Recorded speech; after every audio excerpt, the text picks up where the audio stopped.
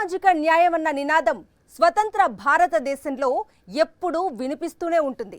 అదే నినాదం సాక్షిగా దేశవ్యాప్తంగా బీసీలు వెనుకబాటుకి గురవుతూనే ఉన్నారు. కానీ సామాజిక న్యాయం అన్నది నినాదం కాదు, అది మా విధానం అని చేతల్లో చూపించిన నాయకుడు ఒక్క జగన్మోహన్ రెడ్డి మాత్రమే. 175 అసెంబ్లీ స్థానాల్లో వైఎస్ఆర్సీపీ బీసీలకు ఇచ్చిన స్థానాలు 48, 25 లోక్సభ స్థానాల్లో వైఎస్ఆర్సీపీ బీసీలకు కేటాయించిన స్థానాలు 11, ఎమ్మెల్యే ఎంపీ స్థానాలు మొత్తం 200 అయితే అందులో బీసీలకు 59 స్థానాలు జగన్ ఇచ్చారు. సమాజానికి వెన్నుదన్నుగా నిలిచిన వర్గాల ఆత్మగౌరవాన్ని నిలబెట్టారు వైఎస్ జగన్. ఆంధ్రప్రదేశ్ గత 5 ఏళ్లుగా దేశమంతా ఇటే చూస్తోంది. సంక్షేమంలో, అభివృద్ధిలో ఏపీని జగన్ పరుగులు పెట్టిస్తున్న తీరుని దేశమంతా అబ్బురపడి చూస్తూనే ఉంది. అదే సమయంలో బడుగు బలహీన వర్గాలకు రాజకీయంగా, సామాజికంగా జగన్ ఇస్తున్న ప్రాధాన్యత చుట్టూ దేశవ్యాప్తంగా చర్చ సాగుతూనే ఉంది. ఈ నేపథ్యంలో సామాజిక న్యాయం అనేది కేవలం నినాదం కాదని, అది నా విధానం అని మరోసారి చాటి చెప్పారు వైఎస్ జగన్మోహన్ రెడ్డి. బడుగు బలహీన వర్గాలకు పెద్దపీట వేస్తామని దేశవ్యాప్తంగా అన్ని పార్టీలు దశాబ్దాలుగా చెప్తూనే ఉన్నాయి. కానీ పెద్దపీట వేయటం అంటే ఏంటో, సామాజిక న్యాయాన్ని అమలు చేయటం అంటే ఏంటో చేతల్లో చూపించారు జగన్. ఏపీలో అసెంబ్లీ, లోక్సభ స్థానాలు కలిపి మొత్తం 200. ఆ 200 స్థానాల్లో బీసీలకు 59 స్థానాలను కేటాయించారు జగన్. 175 అసెంబ్లీ స్థానాల్లో 48 స్థానాలు బీసీలకు ఇచ్చారు. 25 లోక్సభ స్థానాల్లో ఏకంగా 11 స్థానాలు బీసీలకు కేటాయించారు. దేశానికి స్వాతంత్ర్యం వచ్చిన నాటి నుంచి ఇప్పటిదాకా బీసీలకు ఇన్ని స్థానాలు ఏ రాజకీయ పార్టీ కూడా ఇవ్వలేదు. 200 స్థానాలకు గాను 59 స్థానాలు బీసీలకే కేటాయింపులు చేశాం.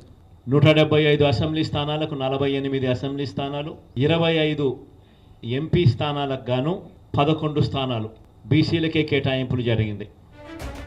ఉమ్మడి ఆంధ్రప్రదేశ్లో 294 అసెంబ్లీ స్థానాలు, 42 లోక్సభ స్థానాలుండేవి. అప్పుడు కూడా జగన్ ఇచ్చినన్ని స్థానాలు ఎవ్వరూ బీసీలకి ఇవ్వలేదు. కేవలం ఉమ్మడి ఏపీ మాత్రమే కాదు, యూపీలో బీసీ నాయకుడు అఖిలేష్ యాదవ్ నాయకత్వంలో ఎస్పీ, తమిళనాడులో స్టాలిన్ లీడ్ చేస్తున్న డిఎంకే పార్టీలు కూడా జగన్ ఇచ్చిన స్థాయిలో బీసీలకు అవకాశం ఇవ్వలేదు. అందుకే దేశ చరిత్రలోనే ఇదొక అపూర్వమైన ఘట్టమని సామాజికవేత్తల నుంచి సామాన్య ప్రజల దాకా అంతా కొనియాడుతున్నారు. సామాజిక న్యాయం అనేది వైఎస్ జగన్ నినాదం కాదు, అది ఆయన విధానం. మేనిఫెస్టో ఆత్మనే బడుగు బలహీన వర్గాలని ప్రకటించిన నాయకుడు వైఎస్ జగన్. ప్రతి పార్టీకి ఒక పొలిటికల్ ఫిలాసఫీ ఉంటుంది. అందులో మన పార్టీకి కూడా ఒక పొలిటికల్ ఫిలాసఫీ ఉంటుంది. మన పొలిటికల్ ఫిలాసఫీ అన్నది మన మేనిఫెస్టోలో అది ఎప్పుడూ కూడా కనిపిస్తూ ఉంటుంది. ఆ మేనిఫెస్టో ఆత్మ ఏమిటో తెలుసా? ఆ మేనిఫెస్టోలో ఆత్మ నా బీసీలు, నా ఎస్సీలు, నా ఎస్టీలు, నా మైనారిటీలు, నా నిరుపేదల సంక్షేమం. ఇది మన మేనిఫెస్టోకు ఉన్న ఆత్మ, మన ఫిలాసఫీ. వెనుకబడిన వర్గాల ప్రజలను ఓటు బ్యాంకుగా వాడుకునే పార్టీలు దేశంలో చాలా ఉన్నాయి. శతాబ్దాలుగా వారిని రాజకీయ అవసరాలకు వాడుకోవటం వరకే పార్టీలు పరిమితం చేశాయి. తొలిసారి బడుగులకు రాజకీయాల్లో, పాలనలో అగ్రతాంబూలం ఇచ్చిన నాయకుడు, పాలకుడు వైఎస్ జగన్. బీసీ అంటే బ్యాక్వర్డ్ క్లాస్ కాదు, వైఎస్ఆర్సీపీకి, ఈ సమాజానికి బ్యాక్ బోన్ క్లాస్ అని సగర్వంగా ప్రకటించిన నాయకుడు వైఎస్ జగన్. బీసీలంటే బ్యాక్వర్డ్ క్లాసులు కాదని, బీసీలంటే బ్యాక్ బోన్ క్లాసులని, బీసీలంటే వెనకబాటు కులాలు కాదని, బీసీలంటే వెన్నెముక కులాలు అని చాటి చెప్పే అడుగులు ఈ 3.5 సంవత్సర కాలంలో మన ప్రభుత్వం అధికారంలోకి వచ్చినప్పటి నుంచి ప్రతి అడుగు పడతా ఉంది. బీసీ అంటే శ్రమ, బీసీ అంటే పరిశ్రమ. వేదికల మీద నినాదాలు ఇచ్చే నాయకులు దేశంలో చాలా మందే ఉన్నారు. కానీ ఇచ్చిన నినాదాన్ని విధానంగా ఆచరణలో చేసి చూపించే సత్తా ఉన్న నాయకుడు మాత్రం వైఎస్ జగన్మోహన్ రెడ్డి ఒక్కరే. కేవలం బీసీలకు మాత్రమే కాదు, నా ఎస్సీలకు, ఎస్టీలకు, నా మైనారిటీలకంటూ తరచుగా చెప్పే జగన్ వాళ్ళకి సార్వత్రిక ఎన్నికల్లో అగ్రతాంబూలమే ఇచ్చారు. అసెంబ్లీ, లోక్సభ స్థానాలు మొత్తం కలిపి 200 ఉంటే సగం స్థానాలు అంటే 100 స్థానాల్లో ఎస్సీ, ఎస్టీ, బీసీ, మైనారిటీ అభ్యర్థుల్నే బరిలోకి దింపారు జగన్.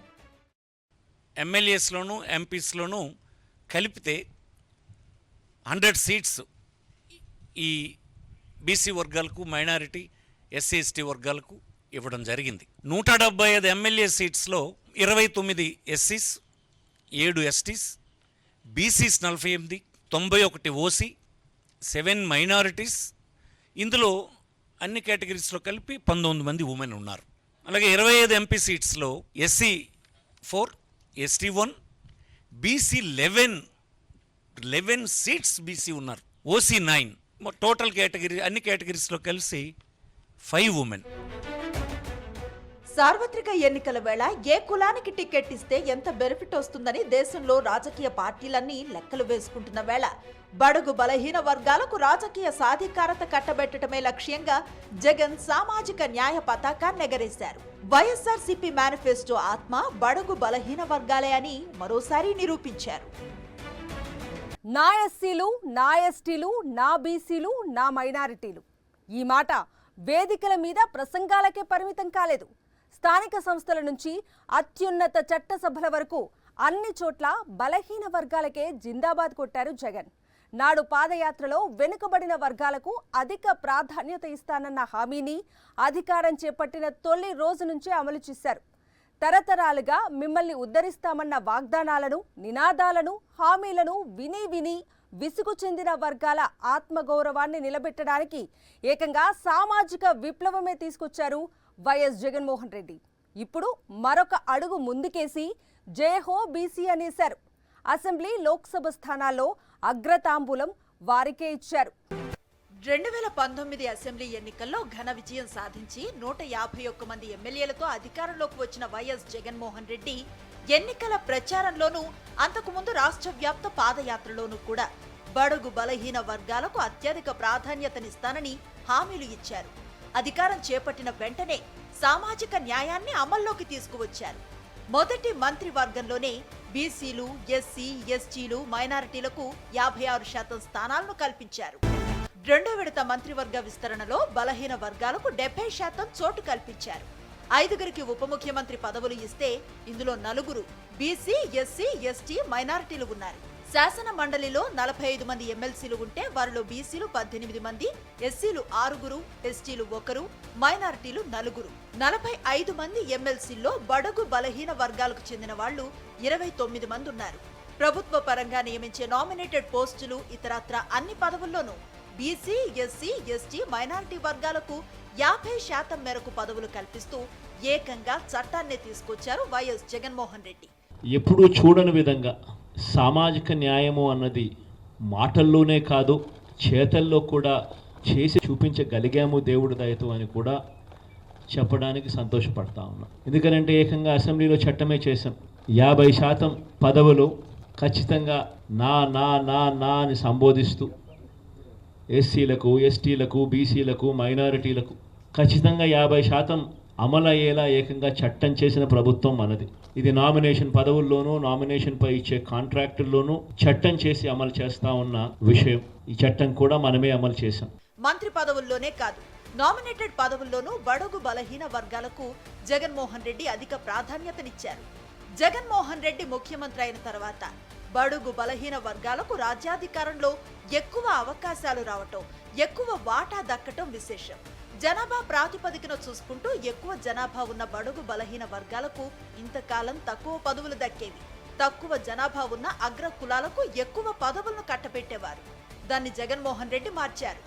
బడుగు బలహీన వర్గాలకు దామాషా ప్రకారం దక్కాల్సిన వాటా కన్నా ఎక్కువగా ఆ సామాజిక వర్గాలకు ప్రాధాన్యతనివ్వటం ద్వారా ప్రభుత్వంలో కీలక నిర్ణయాల్లో ఆ వర్గాల పాత్రను పెంచారు.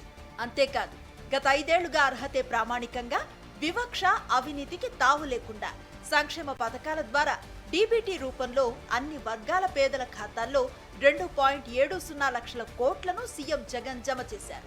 నాన్ డీబీటీ రూపంలో మరో 1.79 లక్షల కోట్లు వెరసి 4.49 లక్షల కోట్లు ప్రయోజనం చేకూర్చడం ద్వారా అన్ని వర్గాల పేదల అభివృద్ధికి ఊతమిచ్చారు. విద్య, వైద్య, వ్యవసాయ, పారిశ్రామిక రంగాల్లో విప్లవాత్మక మార్పులతో రాష్ట్రాన్ని అభివృద్ధిలో అగ్రగామిగా నిలిపారు. రాష్ట్రంలో సగటున 87% కుటుంబాలకు సంక్షేమ అభివృద్ధి పథకాల ద్వారా ప్రయోజనం అందితే అందులో 75% ఎస్సీ, ఎస్టీ, బీసీ మైనారిటీలే. రాజకీయాల్లో, పాలనలో, సంక్షేమంలో, అభివృద్ధిలో బడుగు బలహీన వర్గాలకు పెద్దపీట వేసిన జగన్ సామాజిక న్యాయాన్ని ఎంత గొప్పగా అమలు చేయొచ్చో దేశానికే పాఠాలు చెప్తున్నారు. ముఖ్యమంత్రి జగన్మోహన్ రెడ్డి గారు ఎస్సీ, ఎస్టీ, బీసీ అగ్రకులాలలోని పేదలు అన్ని వర్గాల ప్రజలు అభివృద్ధి చెందాలని ఇక్కడ ఉన్న స్కీమ్లు ఎక్కడ లేవు. ఉదాహరణకు తీసుకున్నట్టయితే అధికారంలో 50% జనాభా ఉన్న బీసీలకు 70% వాటా ఇచ్చాడు. అదేవిధంగా సంపదలో వాటా ఇచ్చాడు, బడ్జెట్లో వాటా ఇచ్చాడు, ఆస్తిలో కూడా వాటా ఇచ్చారు. ఈ విధంగా ఈ కులాల యొక్క పేద వర్గాలు, పేద కులాల యొక్క అభివృద్ధికి ఆయన చిత్తశుద్ధితోటి, అంకిత భావంతో, ధైర్య సాహసాలతోటి ఇస్తున్న తీరును, ఆయన పేద కులాల అభివృద్ధికి పాటుపడుతున్న తీరును చూసి దేశంలోని అన్ని రాష్ట్రాల ముఖ్యమంత్రులు ఆశ్చర్యపోతున్నారు. నేను ఇటీవల కర్ణాటక ముఖ్యమంత్రిని కలిసిన, అక్కడ జగన్మోహన్ రెడ్డి గారు ఎమ్మెల్సీలో 18 మందికి 11 మంది ఇచ్చాడు. ఎంపీలు రాజ్యసభలో 8 మంది ఉంటే 5 మంది బీసీలకు ఇచ్చాడు. మరి మీరేం చేస్తున్నారు? మీరు కూడా ఇవ్వాలి కదా, బీసీల కోసం పోరాడిన బీసీ ముఖ్యమంత్రి అని అక్కడ బీహార్ లోపల, యూపీ లోపల, రాజస్థాన్ అనేక మంది ముఖ్యమంత్రులను నేను ప్రశ్నించి నిలదీయడం జరిగింది. వాళ్ళు ఒకటే మాట అంటున్నారు, జగన్మోహన్ రెడ్డికి ఉన్న ధైర్యం, సాహసం, నిజాయితీ, అంకిత భావము ఎవరికి అంత ధైర్యం చాలదు. రాజ్యసభ స్థానాల్లోనూ బీసీలకు అగ్రతాంబూలం అందించిన ఘనత జగన్మోహన్ రెడ్డిదే. 8 మంది రాజ్యసభ సభ్యుల్లో 4 బీసీలే. పిల్లి సుభాష్ చంద్రబోస్, మోపిదేవి వెంకటరమణ, బీదా మస్తాన్ రావు, ఆర్ కృష్ణయ్యలను రాజ్యసభకు పంపారు. వివిధ ప్రభుత్వ కార్పొరేషన్లలో 137 చైర్మన్ పదవుల్లో 53% బీసీలకే. ఇక ఎస్సీ, ఎస్టీ, బీసీ మైనారిటీలను కలుపుకుంటే 137 చైర్మన్ పదవుల్లో 58% బలహీన వర్గాలకే ఇచ్చారు. ఏపీలో 13 జిల్లా పరిషత్ చైర్మన్ పదవుల్లో బీసీ, ఎస్సీ, ఎస్టీ, మైనారిటీ వర్గాలకు చెందిన వాళ్లు 9 మంది ఉన్నారు. 14 నగర కార్పొరేషన్స్ లో వైఎస్ఆర్సీపీ విజయ బావుటాన్ని ఎగరవేసింది. 14 మేయర్లలో వెనుకబడిన వర్గాలకు చెందిన వాళ్లు 12 మంది ఉన్నారు. 196 వ్యవసాయ మార్కెట్ కమిటీ చైర్మన్లలో 60% మందిని బడుగు బలహీన వర్గాల వారినే నియమించారు. ఇలా చెప్పుకుంటూ పోతే ఇక దానికి అంతే లేదు. స్థానిక సంస్థల నుంచి అత్యున్నత చట్ట సభల వరకు అన్ని చోట్ల వెనుకబడిన వర్గాలకు బీసీలంటే కొందరికి ఓటు బ్యాంకు గుర్తొచ్చేది, ఇంకొందరికి వెనుకబడిన తరగతులు గుర్తుకొస్తాయి. అదే బీసీలను చూస్తే వైఎస్ఆర్ కాంగ్రెస్ పార్టీ అధినేత జగన్మోహన్ రెడ్డికి సమాజానికి అండగా నిలిచే వెన్నుముక గుర్తుకొస్తుంది. నమ్మించి నిలువున ముంచటంలో, తడిగుడ్డతో గొంతులు కోయటంలో చంద్రబాబుకు పోటీ ఇచ్చే నాయకుడు కూడా దేశంలో మరొకరు లేరు. పిల్లనిచ్చిన మామ అయినా, అండగా నిలిచిన నేతలైనా, ఓట్లేసిన ప్రజలైనా సరే అవసరం తీరిన తర్వాత అందరినీ నిలువునా ముంచటంలో చంద్రబాబుకి పోటీ మరొకరు లేరు. బడుగు బలహీన వర్గాలను కూడా దశాబ్దాలుగా మోసం చేస్తూనే వస్తున్నారు చంద్రబాబు. ఎన్నికల వేళ నమ్మించటం, హామీల వర్షం కురిపించటం, అవసరం తీరిన తర్వాత తోకలు కత్తిరిస్తానంటూ ఘోరంగా అవమానించటం. అందుకే ఇప్పుడు బీసీలు మాత్రమే కాదు, 5.5 కోట్ల మంది ఏపీ ప్రజలు చంద్రబాబు పేరు చెబితేనే చీత్కరించుకుంటున్నారు. నమ్మించి నట్టేట ముంచటం అంటే చంద్రబాబుకు సరదా, సెంటిమెంట్. ఎవరో ఒకరిని వెన్నుపోటు పొడిస్తే కాని, కొంపలు కూలిస్తే కాని, స్కాములు చేసి మంది సొమ్ము దిగమింగితే కాని రాజకీయంగా తాను ఎదగనని చంద్రబాబు ఎప్పుడూ బలంగా నమ్ముతూ ఉంటారు. ఆ క్రమంలోనే బీసీలకు చంద్రబాబు ప్రతిసారి వెన్నుపోటు పొడుస్తూనే వచ్చారు. తాజా ఎన్నికల వేళ కూడా అదే పరిస్థితి. టీడీపీ దాదాపు కోమా స్థితిలో ఉంది. ఈ పరిస్థితుల్లోనూ బీసీలను హక్కున చేర్చుకోవడానికి చంద్రబాబుకి మనస్సు రాలేదు. ఈ ఎన్నికల్లో టీడీపీ బీసీలకు ఇచ్చింది కేవలం 24 సీట్లు మాత్రమే. జనసేన కేవలం ఒక బీసీకి టికెట్ ఇచ్చింది. కూటమిలోని 3 పార్టీలు మరో 40 స్థానాలకు అభ్యర్థులను ప్రకటించాల్సి ఉంది. దీంతో మహా అయితే మరో 1-2 స్థానాలకు మించి టీడీపీ బీసీలకు కేటాయించే అవకాశమే లేదు. అందుకే చంద్రబాబు పవన్ కలిసికట్టుగా మరోసారి బీసీలకు వెన్నుపోటు పొడవడానికి స్కెచ్ గీశారని రాజకీయ పరిశీలకులు విశ్లేషిస్తున్నారు. 2014 ఎన్నికల్లో 100 అసెంబ్లీ స్థానాల్లో టికెట్లు ఇస్తామన్నారు చంద్రబాబు.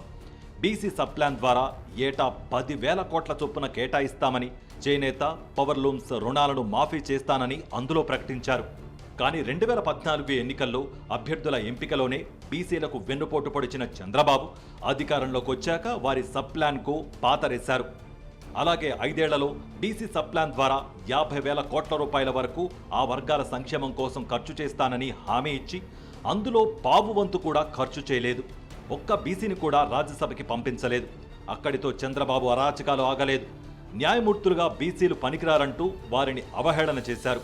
ఇచ్చిన హామీలు అమలు చేయాలని అడిగిన పాపానికి తాట తీస్తా, తోకలు కత్తిరిస్తానంటూ బెదిరించి బీసీల ఆత్మగౌరవాన్ని దెబ్బతీశారు. ఫిష్ మార్కెట్ కాదు, తోకైతే కట్టేస్తారు. Be careful. ఇంకొకసారి తోక చెప్పండి, చెప్తాను మీ కథ. పిచ్చాట్లాడితే మాత్రం చాలా సీరియస్ గా ఉంటాయి. తమాషాలు ఆడుతున్నారు మీరు. ఇంకొకసారి ఎప్పుడైనా చేస్తే మాత్రం ఒక్కరు కూడా దూరాలు పెట్టి చెప్తాను. పని టెంపుల్ కూడా రారు మళ్ళీ. Be careful.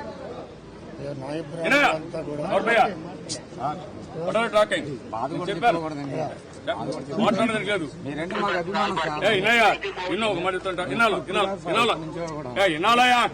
విన్నారుగా, 2014 ఎన్నికల్లో నాయి బ్రాహ్మణులకు ఇచ్చిన హామీలను అమలు చేయండి అడిగినందుకు బీసీ నేతలను చంద్రబాబు ఎంత ఘోరంగా అవమానించారో.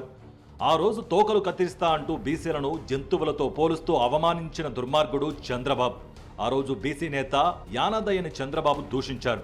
ఆ తర్వాత వైఎస్ జగన్మోహన్ రెడ్డి సీఎం అయ్యారు. చంద్రబాబు చేతిలో అవమానానికి గురైన యానాదయ్యని జగన్ ఎలా గౌరవించారో తెలుసా? తిరుమల తిరుపతి దేవస్థానం బోర్డు మెంబర్గా యానాదయ్యని నియమించి గౌరవించారు జగన్. ప్రతి దేవస్థానం బోర్డులోనూ ఒక నాయి బ్రాహ్మణుడు ఉండాలని చట్టం తెచ్చి వాళ్లని గౌరవించారు. చంద్రబాబుకి జగన్కి ఉన్న తేడా ఏంటో చెప్పడానికి ఇదొక చిన్న ఉదాహరణ మాత్రమే. 2019 ఎన్నికలకు ముందు వైఎస్ జగన్ బీసీ డిక్లరేషన్ను ప్రకటించారు. అందులో వారికిచ్చిన మాట కంటే ఎక్కువగానే గత 5 ఏళ్లలో న్యాయం చేశారు. నిజానికి న్యాయం చేశారన్న పదంతో సరిపెట్టకూడదు. సామాజిక న్యాయం అమలులో దేశానికి దిశానిర్దేశం చేశారు వైఎస్ జగన్. 2019 ఎన్నికల్లో 41 మంది బీసీలను అసెంబ్లీ స్థానాల్లో, 7 బీసీలను లోక్సభ స్థానాల్లో జగన్ బరిలోకి దింపారు. ఇప్పుడు 48 మంది బీసీలను అసెంబ్లీ స్థానాల్లో, 11 మంది బీసీలను లోక్సభ స్థానాల్లో బరిలోకి దింపారు. అసెంబ్లీ, ఎంపీ స్థానాలు కలిపి 200 ఉంటే అందులో 100 స్థానాలు అంటే 50% బడుగు బలహీన వర్గాలకే కేటాయించారాయన. బడుగు బలహీన వర్గాలను రాజకీయంగా వాడుకోవడం తప్ప సామాజిక న్యాయాన్ని ఏ కోశాన అమలు చేయని చంద్రబాబు ఆ వెనుకబడిన వర్గాల వారిని అడ్డం పెట్టుకుని పొలిటికల్ మైలేజ్ కోసం చాలా కుట్రలే ఆడాడు. బీసీ నేతలను రాజ్యసభకి పంపిన చరిత్ర నాది అంటూ చంద్రబాబు కొందరి పేర్లు చెబుతూ ఉంటారు. కానీ ఒక్కో రాజ్యసభ స్థానాన్ని 100 కోట్ల రూపాయలకు అమ్ముకున్న హీనమైన చరిత్ర చంద్రబాబుదని రాజకీయ వర్గాలు చెబుతూ ఉంటాయి. అటు రాజకీయాల్లో ఇటు సామాజికంగా బీసీల ఆత్మగౌరవాన్ని నిలబెట్టిన వైఎస్ జగన్మోహన్ రెడ్డి రాబోయే రోజుల్లో బడుగు బలహీన వర్గాల అభ్యున్నతి కోసం మరిన్ని ఆలోచనలు చేస్తున్నారు. సామాజిక న్యాయం అనగానే ఇప్పుడు దేశం మొత్తానికి గుర్తొచ్చేది 2 పేర్లే. 1 ఆంధ్రప్రదేశ్, 2 వైఎస్ జగన్మోహన్ రెడ్డి. ఇది ఇవాల్టి మ్యాగజైన్ స్టోరీ. మరో ఇంట్రెస్టింగ్ టాపిక్ తో మళ్ళీ కలుద్దాం.